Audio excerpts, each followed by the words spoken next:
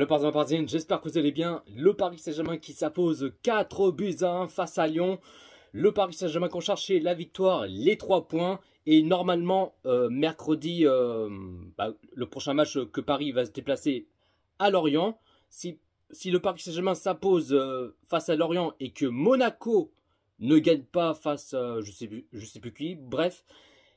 Si Monaco ne gagne pas, et que Paris gagne, le Paris Saint-Germain il sera officiellement sacré champion de France pour le 12e titre de champion de France pour le Paris Saint-Germain, mais ça s'approche petit à petit. Donc je pense que oui, le Paris Saint-Germain qu'on va s'imposer d'ici mercredi.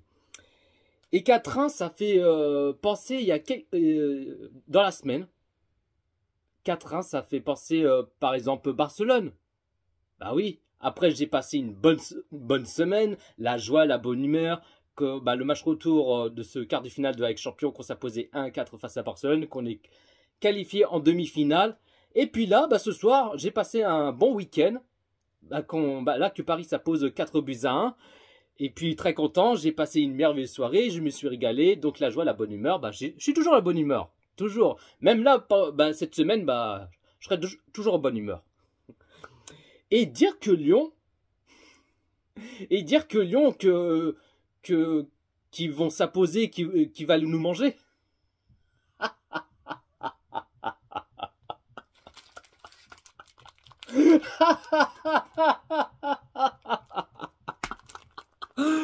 Excuse-nous.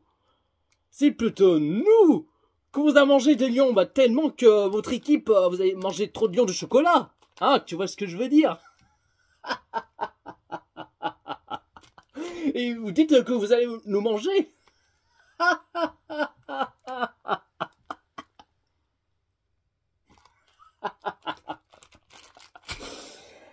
Mais bon, j'en mangerai tout à l'heure du lion parce que tellement que j'ai faim et tellement que Lyon ils ont mangé trop de lions. Ils ont mangé trop de lions de chocolat, donc il faut manger 5 fruits et des légumes par jour. Tu vois ce que je veux dire? Non, en tout cas, je suis très content. Très content que Paris s'impose, qu'ils ont cherché les 3 points. Le PSG, qu'ils ont fait le taf, qu'ils ont géré comme d'habitude. Ce soir, il y avait très bon collectif. Il y avait des envies, de la PAC, de l'agressivité, qu'ils ont tout donné de début jusqu'à la fin. Qu'ils ont mouillé le maillot comme d'habitude. Mais là, j'ai vu des vrais collectifs.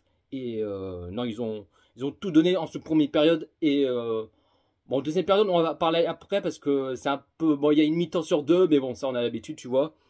Et puis la première période, ça commence fort pour le Paris Saint-Germain. Dès à la 3e minute de jeu, l'ouverture du score 1-0 pour le Paris Saint-Germain. Un but CSC contre son camp. On a vu que Lyon, ils commencent à faire pipi caca dans leurs culottes, qui sont paniqués, stressés, à déjà reculer et tout. Ils étaient paniqués. Tout. Enfin, je sais pas comment le dire, mais voilà quoi. Ils sont stressés. Lyon, on a vu que Lyon, ils étaient stressés. Donc là, ça commence fort pour le Paris Saint-Germain. Un but à 0. Dès la 3e minute de jeu, un but de CSC. Et puis là, 3 minutes plus tard, 6e minute de jeu, déjà 2-0 pour le Paris Saint-Germain. Là, le PSG, il se pose pas de questions. Tac, on met déjà 2-0. Tac, ni vu ni connu, et basta. On vous tarte encore et encore et encore une fois. Et but Beraldo. Après, qui avait beaucoup critiqué Beraldo. Donc, ce soir, Beraldo qui marque son petit but.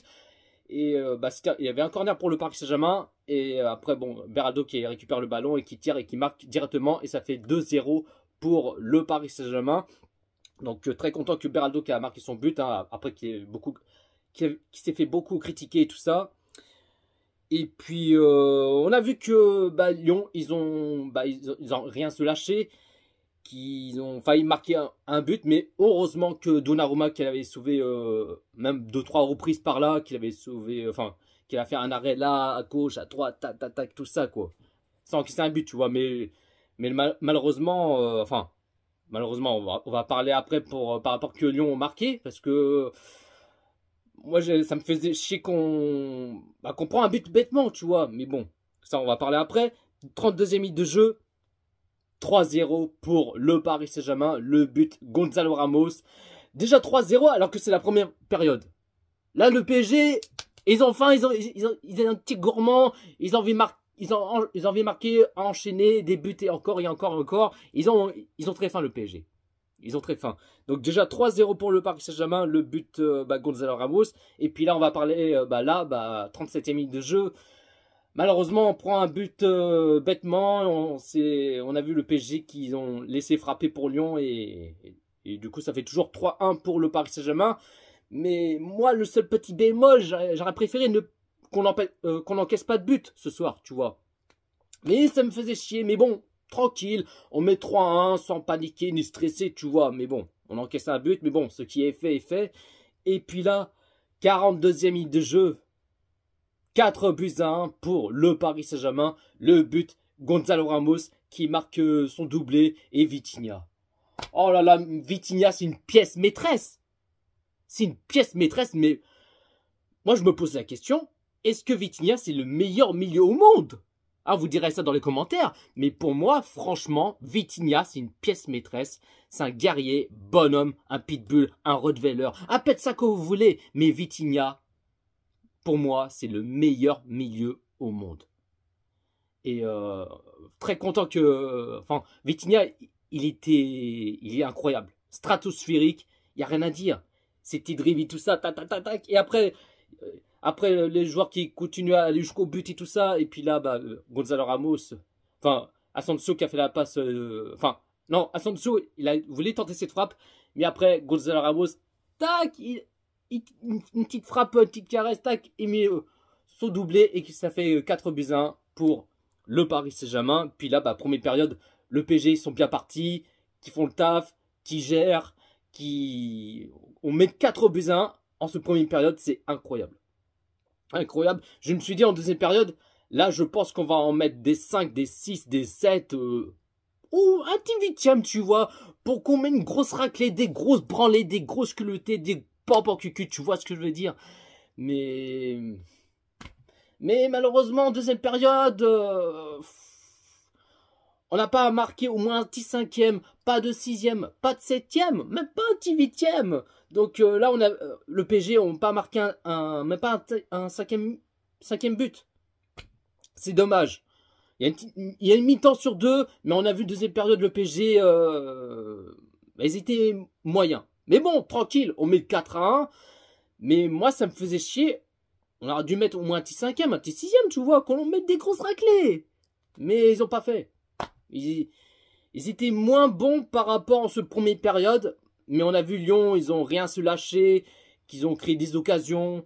Mais ils ont failli chercher un deuxième, un troisième, mais ça a pu coûter cher. Mais heureusement, Donnarumma, qui était là, qu'il avait sauvé même 2-3 reprises, il a sauvé plusieurs fois. Mais très bon match ce qu'il a fait de Donnarumma, rien à dire. Et même si on encaisse un but, mais pour moi, Donnarumma, il a fait un excellent match. Et puis, 66e minute de jeu, double changement pour le Paris Saint-Germain. Marquinhos qui sort à la place Skriniar. Et Barcola qui sort à la place Maïlu, un Titi parisien. Et puis, 76e minute de jeu, Hakimi qui sort à la place Mokiele. Et Zaïre-Emery qui sort à la place de la crème solaire. Malheureusement, il rentre. La crème solaire, je sais pas je sais pas pourquoi il fait rentrer. Mais bon, ce que tu veux, c'est comme ça. Bref. Et puis, 80e minute de jeu, Ramos qui sort à la place Lee. Et puis, le PSG ils ont toujours les possessions de balles, qu'ils ont créé des occasions, mais on n'a pas réussi à au moins marquer un petit 5e, un petit 6e, même pas, mais c'est dommage. C'est dommage. Et puis là, du coup, score final, le Paris Saint-Germain qui s'impose 4-1 face à Lyon. Mais bon, au moins on marque 4 buts, mais on a dû mettre plus, mais bon, c'est pas grave. Ce qui compte, c'est la victoire et les 3 points pour le Paris Saint-Germain. La compo de Luis Enrique qu'il a mis en 4-3-3. Classique, comme d'habitude, ça bouge pas. En gardien, Donnarumma. Défenseur gauche, Beraldo. Bon, il y a Lucas Hernandez, il est suspendu. Nuno Mendes, bon, Luis Enrique qu'il a préservé Nuno Mendes. Donc, c'est pour ça qu'il était à 100, Nuno Mendes. Donc, Beraldo, il est à gauche.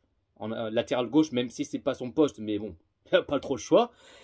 Latéral droit, Hakimi, la charnière centrale, Danilo, Marquinhos, milieu sentinelle, Vitinha, à gauche, Asensio, à droite, Zaïre-Emery, et puis trois attaquants, À gauche, Barcola. À droite, Kolo Muani. Kolo Muani, je trouve, il était décevant. On n'a rien vu ce soir, Kolo Muani, mais c'est vraiment dommage. Mais bon, il a fait des efforts, mais j'aurais aimé qu'il marque au moins un petit but, mais ce soir, il était transparent. Transparent, Kolo Muani, c'est dommage. Alors qu'il bon, il n'est pas sorti, il a joué 90 minutes, mais c'est dommage. Mais il était pas très bon ce soir, Kolo Muani. Mais bon, en tout cas, il a fait des efforts quand même. Voilà. Et puis attaquant pointe, Gonzalo Ramos, le Paris Saint-Germain qui a fait 63% de pourcent de balle. Côté Lyon qui a fait 37% de pourcent de balle. Le Paris Saint-Germain qui a fait 14 tirs et 6 tirs cadrés. Et côté Lyon qui a fait 16 tirs et 6 tirs cadrés. Donc voilà la team, pas plus à dire. Bah, en tout cas, très content. Le PSG que le PSG on s'imposait, chercher la victoire, les 3 points. Et puis mercredi, normalement, on sera sacré champion de France si Monaco ne s'impose pas, bien sûr. Mais après, on a vu que Mbappé, Dembélé, il est sur le banc. Bon, il n'est pas rentré une minute. Bon, je pense qu'il a... Luis Enrique, il a fait tourner. Il n'y a pas... Hernandez, il était suspendu. Nuno Mendes, il était préservé. Enfin, pour qu'il joue le prochain match, bien sûr. Et puis aussi, Ugarte, qu'il était suspendu. Lui aussi, donc il y a Lucas Hernandez et Ugarte qui étaient suspendus. Et puis Mbappé et Dembélé qui ne sont pas rentrés en cours de jeu. Bon, c'est pour ça que Luis Enrique, il a fait tourner des joueurs. Donc voilà, vu que la Ligue de Champions, la semaine prochaine qui arrive pour cette demi-finale de la Ligue de Champions. Mais ça va vite. Honnêtement, ça va vite, mais voilà. Et puis, dites-vous dans les commentaires ce que vous en pensez de ce match Paris Saint-Germain-Lyon. Un petit pouce bleu, commentez, partagez et on est carré. Et aussi, je vais couper la vidéo, je vais parler de Marquinhos. Que ce soir, il a joué son 438 matchs sous le couleur rouge et bleu du Paris Saint-Germain, le plus capé de l'histoire du Paris Saint-Germain. Je vais parler de Marquinhos, je vais couper ça, à tout de suite. Marquinhos, le plus capé de l'histoire du Paris Saint-Germain, 438 matchs sous le couleur rouge et bleu du Paris Saint-Germain. Ce n'est pas fini, il est au bout de son contrat jusqu'en 2028. Là, il est encore jeune, il a 29 ans. En 2028, je pense qu'il aura... Je ne sais même pas, il aura quel âge, il aura au moins 36 ou 37 ans par là.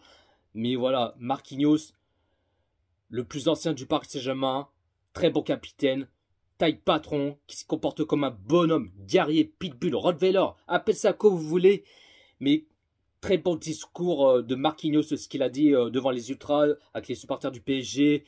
Tellement j'ai des frissons, j'étais ému, c'était incroyable. Même ce qu'il a dit Marquinhos de son discours, il a dit... Ma vie, c'est au PSG. Je veux gagner tous les trophées avec le Paris Saint-Germain, la Ligue 1, Trophée des Champions, la Coupe de France. Et même, pourquoi pas, gagner la Ligue de Champions pour la première fois de l'histoire du Paris Saint-Germain. Mais j'ai envie de voir Marquinhos soulever ce Ligue de Champions avec le Paris Saint-Germain. Ce serait émouvant, ce serait incroyable, extraordinaire. Ah, ce serait beau. Ce serait trop beau, mais... Ah, ce serait bien, quoi. Mais voilà, Marquinhos, il a jamais triché. Il a respecté le club, il mouille le maillot, il crache jamais sur le PSG, jamais la vie, il est carré, il est comme ça, rien à dire. Mais là, Marquinhos, c'est mon joueur préféré, c'est le joueur que je respecte énormément, le joueur Marquinhos que je kiffe, que je l'aime énormément ce joueur.